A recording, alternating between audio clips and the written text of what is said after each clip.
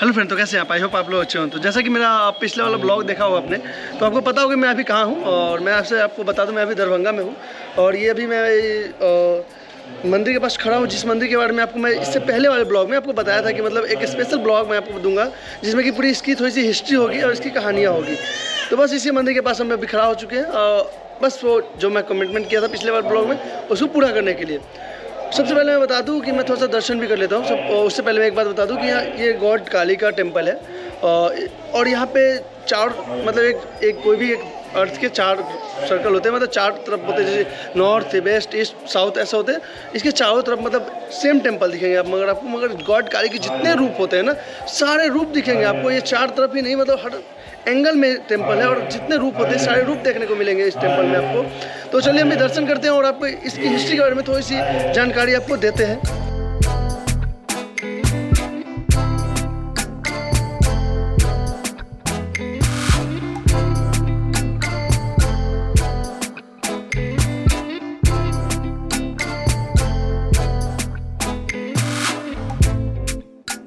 अभी हम आ चुके हैं माँ श्यामा मंदिर के परिसर में। और मुझे थोड़ी सी एक बात जानने की थोड़ी सी ज़्यादा इच्छुक है कि मैं मतलब ये मंदिर के बारे में थोड़ा सा जानने के लिए थोड़ा सा ज़्यादा मैं इच्छुक है।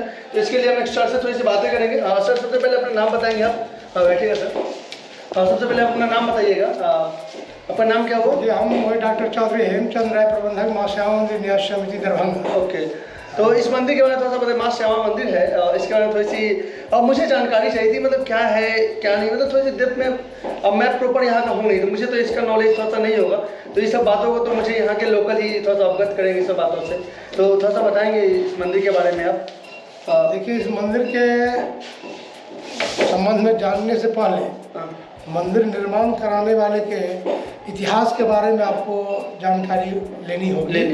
चूँकि महाराज दरभंगा महाराज के द्वारा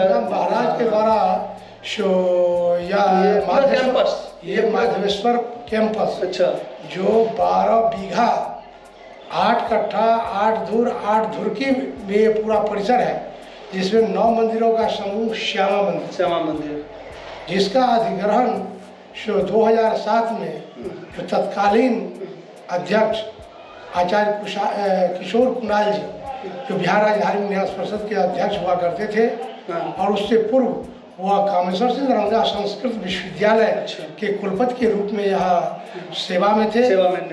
और चूँकि यह एक ऐतिहासिक जगह है और ये एक ही कैंपस में 2 विश्वविद्यालय विद्यमान है, एक ललित नारायण मिथिला विश्वविद्यालय, एक कामेश्वर सिंह दरभंगा विश्वविद्यालय।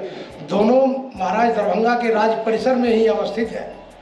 और इसके पीछे और बहुत बड़ा इतिहास छिपा हुआ है। क्योंकि महाराज दरभंगा कैसे हुए, क्योंकि विद्वता के बदौलत ये राजा महेश ठाकुर, ये बहुत बड़े विद्वान थे और अकबर के दरबार में ये शास्त्रार्थ में अपने विद्वता के बल पर मौलाना को हराए थे।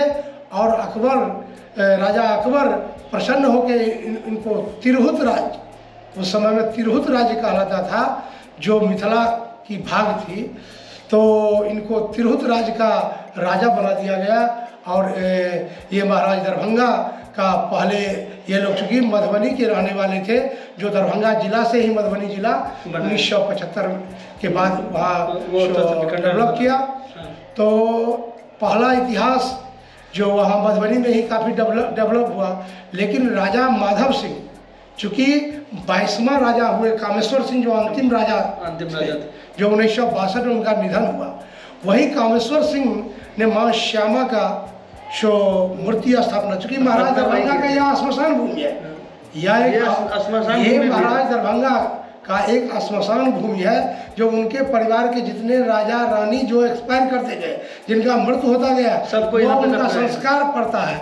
और वही संस्कार जो पड़ा था, उसी संस्कार के जगह पर विभिन्न देवी देवताओं का स्थापना किया गया है, जिसमें माँ श्यामा जो है, जो सीता का रौद्र रूप है। ऐसा कहा जाता है कि मतलब यहाँ पे एक प्रकट हुई थी एक बार, ये जिस समय रामायण काल की बातें थी। तो हम बतलाते हैं, उसके संबंध में आपको बतलाते हैं। पहले आप ये जानिए, जो जिनके चिता पर यह माँ श्यामा विराजमान है, वह महाराज अधिराज रामेश्वर सिंह जो बहुत बड़े तांत्रिक थे, विद्वान थे, और वो ऐसी उनकी भक्ति थी जो माँ स्वयं उनको दर्शन दिया करते थे, और वो आसन उनका 7 हाथ धरती से ऊपर उठ जाता था पूजा के समय। जैसा कि जिसमें पूजा होता था उस समय उनकी आसन धरती 1-2 फीट ऊपर उठ जाता था, धरती से मतलब आसन उनका ऊपर जाता था। ऐसा किंवदंती है, क्योंकि हम लोगों को का पैदाइश भी नहीं हुआ था, तो हम लोगों को भी जैसा नॉलेज मिला आप बता रहे हैं। तो इस तरह की हम लोगों ने जैसा सुना है। लेकिन जब वो मरे 1929 में, उनके मरने के बाद कामेश्वर सिंह राजा बने, और कामेश्वर सिंह ने अपने पिता के चिता पर माँ श्यामा का स्थापना की, जो श्यामा सीता का रौद्र रूप है। तो भगवान राम जब रावण को मार के अयोध्या लौटे और उनका राज्यसभा में सभी उनके सैनिक और सभी भाई, चारों भाई और जितने लोग थे सब जुटे हुए थे, और आपस में यह वार्ता हो रही थी जो कौन किसको मारा, कौन किसको मारा उसकी तो कोई रावण को मारा, कोई मेघनाथ को मारा, कोई सूर्पनखा का नाक काटे, कोई जो अपना अपना बात सब कह रहे थे। उसी क्रम में सो भगवान राम कहे जो हमने रावण का वध किया, तो सीता को हंसी आ गई। जो आप दशानन रावण को, दशानन रावण जिसको 10 मुख है, उसको आपने मारा है। सहस्रावन रावण जो श्वेत द्वीप में है, जब उसको मारेंगे तब हम समझेंगे। सीता हंसती हुई बोली, जानकी हंसती हुई बोली। इस पर भगवान राम को क्रोध हो और तुरंत शोभान लेकर के और श्वेत वन में सहस्रावन रावण को मारने के लिए चल दी। सीता तो आज तक जगदम्बा थी, वो सब कुछ जानती थी। वो उनके पीछे लग गए, और जब गए तो इन दोनों को युद्ध हुआ, और युद्ध में भगवान राम मूर्छित हो गए, सहस्रावन रावण से मूर्छित हो गए। और उनका मूर्छा देख करके जो श्वेत वर्णा जो गोरी सीता थी, जानकी थी, वह इतना क्रोधाग्नि में आकर के एकदम काला कलूटा रूप उनका धारण कर लिया, और उस रूप ऐसा विकराल रूप हो गया जो एकदम आंधी तूफान ऐसा माने क्या हो जाएगा, सभी प्रलयकारी समय होने लगा। अच्छा, ब्रह्मा विष्णु सभी आज उनको मनाने की चेष्टा कर रहे हैं, कोई तैयार नहीं है। भगवान शिव आकर के जब वह नीचे लेट जाते हैं और सीता अपना दिगंबरा स्वरूप में हो जाती है, तो दिगंबरा स्वरूप में जो ये आपको चैत्र महीना के मेघ संक्रांति के दिन में वो दिगंबरा स्वरूप में याद आता है। वो दिगंबरा स्वरूप में थी, और मुंड गला में पानी हुई थी, हाथ में खप्पर ली हुई, रथ का जो रावण का रथ नीचे नहीं गिरे, ऐसा ये परिदृश्य था। और उस समय में जब वो क्रोधाग्नि से आगे बढ़ रही थी, जैसे लगता था जब पृथ्वी धस रही थी, ऐसा हो गया। तब जाके भगवान शिव लेट जाते हैं, और वो क्रोधाग्नि में जब आगे बढ़ते हैं, उनके वक्ष स्थल पर, शिव के वक्ष स्थल पर माँ श्यामा काली का शो या पाँव पड़ता है। ज्यों ही पाँव पड़ता है तो वो नीचे देखती है, और वो डमरू बजा देते हैं भगवान शिव ज्यों ही डमरू बजाते हैं, नीचे देखते हैं तो उनको लज्जा आ जाती है। शिव को देख के लज्जा आ जाती है, और पूरा अपना जीवा जो है तो नीचे निकालती है, ऐसे जीवा निकालती है। जीवा जब ही निकालती है तब तो उनका धीरे धीरे क्रोधाग्नि शांत हो जाता है। तो वही माँ श्यामा शिव के वक्ष स्थल पर विराजमान है। एक साइड काल भैरव है एक तरफ, दूसरे तरफ आपको गणेश जी और पटुक जी। तो ये इनका विग्रह स्वरूप है। ये कैंपस में 9 मंदिरों का समूह श्यामा मंदिर है। इसमें आपको विभिन्न समस्तर पर ये रुद्रेश्वरी काली है, उसके बाद आपको मां अन्नपूर्णा है, आपको लक्ष्मेश्वरी तारा है, लक्ष्मेश्वरनाथ महादेव है, माधेश्वरनाथ महादेव है, और अंतिम राजा जो कामेश्वर में वह कामेश्वरी श्यामा है। दुर्गा मंदिर है, एक अर्ध निर्मित है जिसमें माँ सरस्वती का मंदिर बनना है। और इस परिसर का अधिग्रहण जो आपको 1/9/2007 को बिहार राज्य धार्मिक न्यास परिषद ने इसका अधिग्रहण किया, जिसका गजट जिला गजट से हुआ। और वह उस समय में एस.एन. झा जो भूतपूर्व न्यायमूर्ति 2 उच्च न्यायालय के न्यायमूर्ति हुआ करते थे, वे जो लगातार 15 वर्षों तक इस कमेटी के वह अध्यक्ष रहे हैं। उसके बाद जिलाधिकारी पदेन सदस्य हुआ करते थे। बीच में 2012 में जब कमेटी गठित हुई तो दरभंगा के आयुक्त श्रीमती वंदना किन्नी जी सचिव के रूप में अपना सेवा दी। उसके बाद R.K. खंडेवाल साहब, मयंक बरवड़े साहब, इन लोगों का कार्यकाल गुजरा है। अभी वर्तमान में जो हमारे जिलाधिकारी श्री राजीव रोशन जी हैं वो हमारे अभी सचिव हैं। खास करके इस मंदिर परिसर में जो मिथिला क्षेत्र में 2007 में भयंकर बाढ़ आई थी, जिसमें बहुत काफ़ी क्षति हुआ था मिथिला क्षेत्र में। तो सब जगह बाढ़ आई थी, तो सब जगह जो कुछ भी बाढ़ आई थी, लेकिन 2007 में मिथिला क्षेत्र सब जगह करता हूँ तो काफ़ी यहाँ के लोगों यहाँ भी क्षति बहुत काफ़ी क्षति हुई थी। और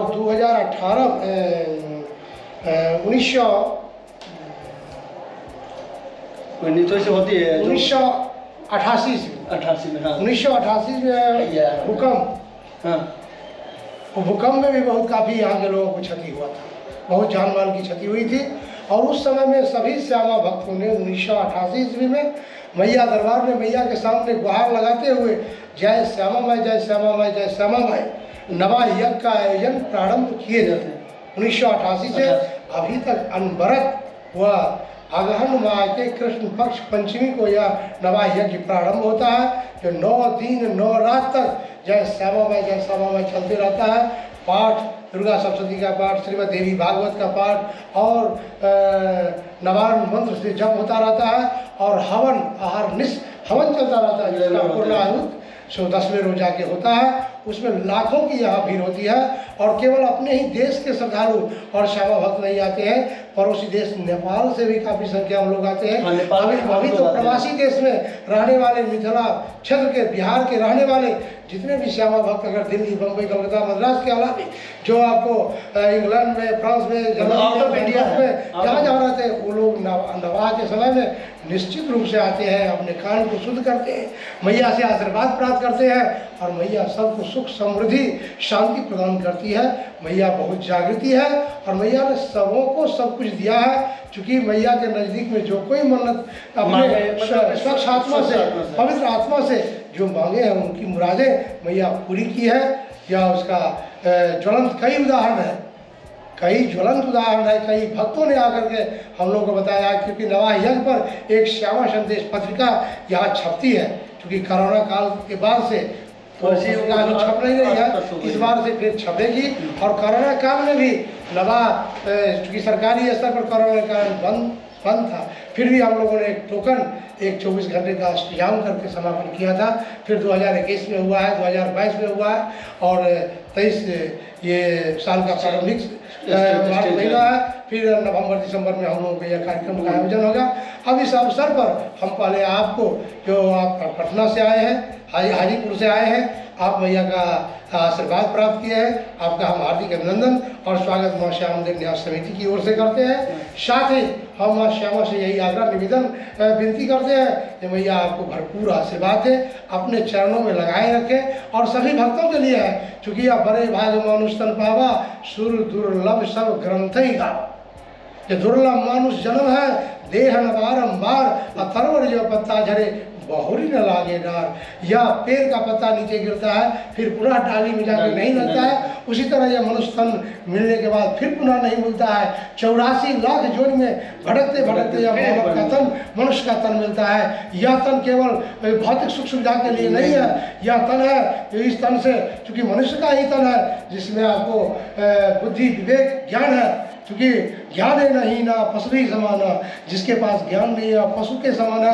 क्योंकि पशु पक्षी भी खाता है, सोता है, जागता है, उसमें भी काम की जागृति होती है, वो भी बच्चे पैदा करते हैं। लेकिन यह उसमें ज्ञान का अभाव है। जो ज्ञान मनुष्य में ही है, मनुष्य का ज्ञान तभी सार्थक होगा जबकि वह प्रभु परमात्मा को जानेंगे, समझेंगे क्यों हमको मनुष्य से मिला है। इस तरह से प्रभु परमात्मा का भजन करना, विनती करना और उनसे आशीर्वाद प्राप्त करके इस शरीर से मुक्ति प्राप्त करना, उसमें भगवान में, भगवती में समाहित हो जाना, इसीलिए यह तन मिलता है। यही बात श्यामा से कहते हैं, जो सभी को सुख, समृद्धि, शांति प्रदान करते हुए तो सबको आप मुक्ति हे माँ श्यामा प्रदान करें। यही हमारी इच्छा है, जो भी यही मैया से निवेदन है, विनती है। मैं एक बात और बोलना चाहूँगा, ये माँ श्यामा मंदिर में शादियाँ भी होती है, तो ये रेगुलर मतलब डेली होती होंगी शादियाँ, मतलब हमको लगता है डेली बंद, क्योंकि मैंने अभी देखा तो थोड़ा सा माहौल शादी वाली बन चुकी है पूरी। मैं बाहर जब देख रहा हूँ तो मैया के दरबार में कोई ऐसा दिन नहीं होता जिस दिन यहाँ शादी नहीं होती है, क्योंकि यह श्मशान भूमि होते हुए भी यहाँ बहुत फलीभूत होता है और प्रत्येक दिन यहाँ शादियाँ होती है।